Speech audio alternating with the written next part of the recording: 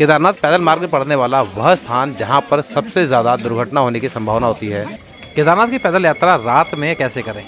केदारनाथ पैदल मार्ग कितने किलोमीटर का है? पैदल मार्ग से केदारनाथ मंदिर तक जाने में आपको कितना समय लग जाएगा? पैदल मार्ग में कौन कौन से स्थान आते हैं, कितनी कितनी दूरी पर आते हैं, किस किस स्थान पर आपको खाने, रहने या मेडिकल से जुड़ी हुई सुविधाएं मिल जाएंगी? केदारनाथ पैदल मार्ग में और कौन कौन से मंदिर आते हैं और कौन कौन से वाटरफॉल आपको रास्ते में देखने को मिलेंगे? केदारनाथ पैदल मार्ग में क्या क्या सामान लेकर जाएं, क्या करें, क्या ना करें, क्या रखें सावधानियां। तो आज के इस वीडियो में यह सभी इन्फॉर्मेशन मैं आपके लिए लेकर आया हूँ, तो बने रहिए इस वीडियो में ताकि कोई भी जरूरी इन्फॉर्मेशन आपसे छूट ना जाए। आज के इस वीडियो में मैं आपके इन्फॉर्मेशन शेयर करने वाला हूं केदारनाथ के पैदल मार्ग की। बाबा केदार के सभी भक्तों को जय श्री केदार, हर हर महादेव। यदि आप भी पहली बार केदारनाथ जा रहे हैं तो सबसे पहला सवाल जो आपके दिमाग में आता है वह है कि केदारनाथ की यात्रा कहां से शुरू होती है और कितने किलोमीटर की है। केदारनाथ मंदिर की पैदल यात्रा गौरीकुंड से शुरू होती है और लगभग 17 किलोमीटर की है, और यह 17 किलोमीटर की दूरी पैदल तय करने में आपको लगभग 10 से 12 घंटे का समय लग जाता है। दूसरा प्रश्न कि हम गौरीकुंड कैसे पहुंच सकते हैं। तो गौरीकुंड पहुंचने के लिए आपको सोनप्रयाग पहुंचना होता है, और सोनप्रयाग के लिए आपको हरिद्वार और ऋषिकेश से बसेस मिल जाती हैं। सोनप्रयाग जो कि गौरीकुंड से लगभग 5 किलोमीटर की दूरी पर है, आपको सोनप्रयाग से गौरीकुंड तक आने के लिए जीप्स अवेलेबल हो जाती हैं जो कि 50 रुपये का किराया चार्ज करती हैं। तीसरा प्रश्न कि गौरीकुंड से केदारनाथ तक की यात्रा में रास्ते में कौन कौन से स्थान पड़ते हैं। तो गौरीकुंड से केदारनाथ की ओर जाते हुए सबसे पहले आपको गौरीकुंड में एक कुंड पड़ता है जो कि गर्म पानी का कुंड है, और लोग यहाँ पर नहा के अपनी केदारनाथ की यात्रा आरंभ करते हैं। गौरीकुंड से आगे चलने पर आपको एक बड़ा द्वार नजर आएगा जहाँ से ऑफिशियली आपकी केदारनाथ की ट्रैकिंग शुरू होती है। केदारनाथ की इस यात्रा में हमारे साथ साथ चलती है मंदाकिनी रिवर, और हमारे इस रास्ते में पहला पड़ाव आता है जंगल चट्टी। जंगल चट्टी में खाने पीने की बहुत सी दुकानें हैं, तो अक्सर लोग जो केदारनाथ की यात्रा शुरू करते हैं वह जंगल चट्टी पर ही अपना खाना पीना खाकर आगे की यात्रा को शुरू करते हैं। जंगल चट्टी में ही आपको 2 मंदिर भी मिलते हैं, जिनमें एक है प्राचीन हनुमान मंदिर और दूसरा है भैरवनाथ मंदिर। और जंगल चट्टी के समीप ही आपको 2 वाटरफॉल भी देखने को मिलते हैं, जिनमें एक है मीठा पानी वाटरफॉल जो कि एक छोटा वाटरफॉल है, और एक बहुत ही विशाल वाटरफॉल जिसका नाम है रुद्रा वाटरफॉल। ट्रैकिंग के शुरुआती बिंदु से जंगल चट्टी की दूरी लगभग 4 किलोमीटर है। जंगल चट्टी से लगभग 1.5 से 2 किलोमीटर की दूरी पर आता है अगला पड़ाव जिसका नाम है भीमबली। भीमबली में भी आपको खाने पीने की दुकानें मिल जाती हैं। साथ ही भीमबली में GMVN के कॉटेज भी हैं जहां पर आप स्टे कर सकते हैं। भीमबली में मेडिकल रिलीफ कैंप भी आपको मिल जाता है। भीमबली पहुंचने पर आपको आगे जाने के 2 रास्ते नज़र आते हैं। एक रास्ता जो कि सीधे ऊपर की ओर जाता है और दूसरा दाएं हाथ की ओर नीचे की तरफ जाता है। तो यहाँ से सीधे जाने वाला रास्ता पैदल यात्रियों के लिए, और दाएं हाथ पर नीचे की ओर जाने वाला रास्ता घोड़े और पोनी के लिए बनाया गया है। घोड़े और खच्चरों के लिए बनाया गया यह रास्ता थोड़ा समतल है, लेकिन इसमें दूरी ज़्यादा है। अब भीमबली से सीधे जाते हुए लगभग 1.5 से 2 किलोमीटर की दूरी पर पड़ता है रामबाड़ा, जो कि है पैदल मार्ग का अगला पड़ाव। यहाँ पर हम मंदाकिनी नदी को एक ब्रिज से क्रॉस करते हैं। अब तक जो दूरी हमने गौरीकुंड से रामबाड़ा तक की तय की, इसमें चढ़ाई ठीक ठाक थी, लेकिन रामबाड़ा के बाद हमको एक खड़ी चढ़ाई वाला रास्ता देखने को मिलता है जो कि बेहद थका देने वाला रास्ता है, और अक्सर लोग इसी रास्ते पर घोड़े खच्चरों की तलाश करने लगते हैं आगे की दूरी तय करने के लिए। तो मंदाकिनी नदी क्रॉस करने के बाद हमारा अगला पड़ाव आता है छोटी लिंचोली। छोटी लिंचोली जो कि रामबाड़ा से लगभग 3.5 से 4 किलोमीटर की दूरी पर है। छोटी लिंचोली पर रहने के लिए बहुत से टेंट्स अवेलेबल हो जाते हैं, और यहाँ पर मेडिकल राहत इकाई भी है। तो यदि आप स्वास्थ्य से संबंधित किसी प्रकार की समस्या फील कर रहे हों तो यहाँ पर आप बेसिक मेडिसिन ले सकते हैं। छोटी लिंचोली से आगे बढ़ने पर अगला पड़ाव आता है बड़ी लिंचोली, जो कि छोटी लिंचोली से लगभग 600-700 मीटर की दूरी पर है। छोटी लिंचोली, बड़ी लिंचोली, इन सभी जगहों पर आपको बहुत से टेंट्स और कैंप साइट्स मिल जाती हैं। बड़ी लिंचोली के लगभग 1 किलोमीटर बाद आता है लिंचोली टॉप, और लिंचोली टॉप से 200-300 मीटर आगे आपको मिलता है एक बड़ा ग्लेशियर जिसे भैरव ग्लेशियर कहते हैं।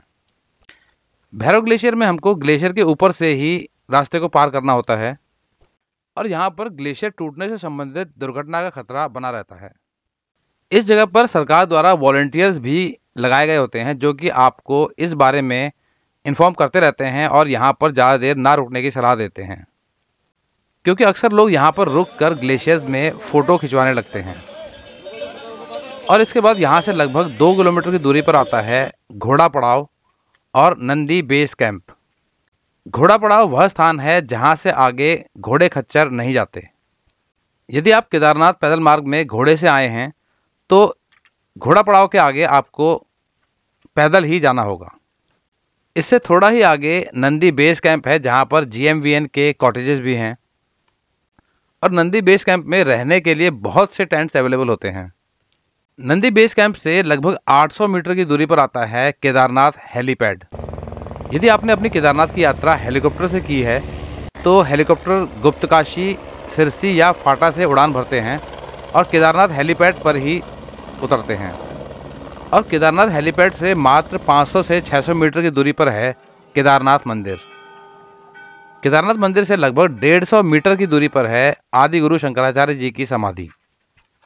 और केदारनाथ मंदिर से लगभग 700 से 800 मीटर की दूरी पर एक पहाड़ी पर स्थित है भैरवनाथ मंदिर। केदारनाथ मंदिर से भैरवनाथ मंदिर तक जाने में आपको लगभग 30 से 35 मिनट का समय लग जाता है। अब बहुत से व्यूअर्स का एक सवाल आता है कि क्या हम वैष्णो देवी की तरह केदारनाथ की यात्रा रात में कर सकते हैं? तो इससे पहले मैं आपको बताता हूं कि केदारनाथ में रात के समय यात्रा करने के लिए यहाँ पर क्या उपयुक्त लाइट्स की व्यवस्था है। तो यहाँ मैं आपको बता दूं कि यदि आप केदारनाथ की यात्रा रात में करना चाहते हैं तो यहाँ पर पूरे रास्ते में गौरीकुंड से लेकर केदारनाथ मंदिर तक बहुत सी लाइट्स लगी हुई हैं। तो आपको यहाँ पर किसी भी तरह की कोई समस्या रात में ट्रैकिंग करने में नहीं आएगी। लेकिन यहाँ पर एक अहम बात यह भी है कि यहाँ पर प्रशासन रात में ट्रैकिंग की अनुमति देगा या नहीं। केदारनाथ जो कि एक हाई एल्टीट्यूड वाला पहाड़ी क्षेत्र है और यहाँ पर मौसम की विषमताएं लगातार ही बनी रहती हैं। मैंने साल 2024 में अक्टूबर के महीने में केदारनाथ की ट्रैकिंग रात में की है। हमने दिन के 2 बजे अपनी यात्रा शुरू की थी और रात के 2 से ढाई बजे के आसपास हम केदारनाथ पहुंच चुके थे। पूरे रास्ते में लाइट्स का उचित बंदोबस्त था। यदि आप रात में स्टे करना चाहते हैं तो यहाँ पर टेंट्स भी अवेलेबल थे। लेकिन रात में ट्रैकिंग की अनुमति प्रशासन तभी देता है जब यहाँ पर मौसम रात में ट्रैकिंग के लिए उपयुक्त हो। तो जो श्रद्धालु केदारनाथ की ट्रैकिंग रात में करना चाहते हैं उनके लिए यह एक ज़रूरी इन्फॉर्मेशन थी। तो यदि यहाँ पर मौसम सही रहेगा तो पूरी संभावना है कि प्रशासन रात में ट्रैकिंग को अनुमति देगा, अन्यथा नहीं। तो अब बात ट्रैकिंग की चल रही है, तो ट्रैकिंग के समय पर क्या क्या सामान साथ लेकर जाएं और क्या क्या सावधानी रखें, इस बारे में कुछ इन्फॉर्मेशन शेयर करता हूँ। केदारनाथ एक पहाड़ी क्षेत्र है और यहाँ पर ठंड काफ़ी होती है, तो इसलिए अपने साथ गर्म कपड़े जरूर लेके जाएं। ट्रैकिंग के दौरान चलते समय आपको ठंड का इतना एहसास नहीं होगा क्योंकि उस समय पर बॉडी गर्म रहती है। लेकिन जब आप केदारनाथ पहुंच जाएंगे और वहां टेंट में स्टे करेंगे तो वहां पर आपको ठंड लग सकती है, क्योंकि केदारनाथ में रात में टेम्परेचर काफ़ी लो होता है। गर्म कपड़ों में हाथों के लिए दस्ताने, सिर के लिए गर्म टोपी और गर्म मोजे ज़रूर रखें। ट्रैकिंग के समय पर शूज़ ऐसे यूज़ करें जिनकी ग्रिप अच्छी हो। केदारनाथ में मौसम कभी भी बदल जाता है और यहाँ पर कभी भी बारिश हो जाती है, तो इससे बचाव के लिए अपने साथ रेन कोट जरूर रखें, अपने बैग्स के लिए रेन कवर जरूर रखें और अपने साथ हॉट एंड कोल्ड वाली वाटर बॉटल जरूर रखें। ध्यान रखें बहुत ज़्यादा सामान लेके ट्रैकिंग ना करें। अपने साथ में एक वॉकिंग स्टिक जरूर रखें। वॉकिंग स्टिक से आपको रास्ते के अनइवन पैचेस में काफ़ी मदद मिलेगी। अपने साथ बेसिक ज़रूरी दवाइयाँ और पेन किलर स्प्रेज वगैरह ज़रूर रखें। इसके अलावा आप जो दवाइयाँ लेते हैं वह दवाइयाँ भी अपने साथ ज़रूर रखें। एक ज़रूरी चीज़, अपने साथ ड्राई स्नैक्स ज़रूर रखें। बाकी अपने साथ रखने वाले सामानों की एक लिस्ट मैं आपके साथ स्क्रीन पर शेयर कर रहा हूँ, जिसका आप स्क्रीनशॉट ले सकते हैं, जो कि आपके सफ़र में बहुत काम आएंगे। अब एक ज़रूरी बात कि ट्रैकिंग के दौरान क्या करें और क्या ना करें। तो पूरी ट्रैकिंग के दौरान उचित मात्रा में पानी ज़रूर पीते रहें। बहुत तेज़ गति से ट्रैकिंग ना करें, मध्यम गति से चलते हुए आगे बढ़ें और जहाँ पर थकान महसूस हो वहाँ पर थोड़ा आराम कर लें। पैदल मार्ग में चलते हुए घोड़े खच्चरों से भी सावधान रहें, क्योंकि यात्रा मार्ग में घोड़े खच्चरों से टकराकर दुर्घटना की संभावना बनी रहती है। और यदि आप किसी भी शारीरिक समस्या के कारण इस यात्रा को पैदल नहीं कर सकते हैं या फिर आप पैदल यात्रा नहीं करना चाहते हैं तो आपको यहाँ पर घोड़े खच्चर, पालकी और पिट्ठू के ऑप्शंस भी अवेलेबल होते हैं। तो यहाँ पर घोड़े खच्चर के रेट्स मैं स्क्रीन पर शेयर कर रहा हूँ, जो कि साल 2024 के रेट्स हैं, जिससे आपको घोड़े खच्चर के रेट्स का अनुमान लग जाएगा। उम्मीद करता हूँ इस वीडियो में दी गई जानकारी आपको पसंद ज़रूर आई होगी। तो इन सब इन्फॉर्मेशन के बाद अब मैं अपनी वाणी को विराम देता हूँ। वीडियो यदि पसंद आया तो वीडियो को लाइक और शेयर ज़रूर कीजिएगा। नई जगह और नई जानकारी के साथ मैं आपसे फिर मिलूंगा एक नए वीडियो में।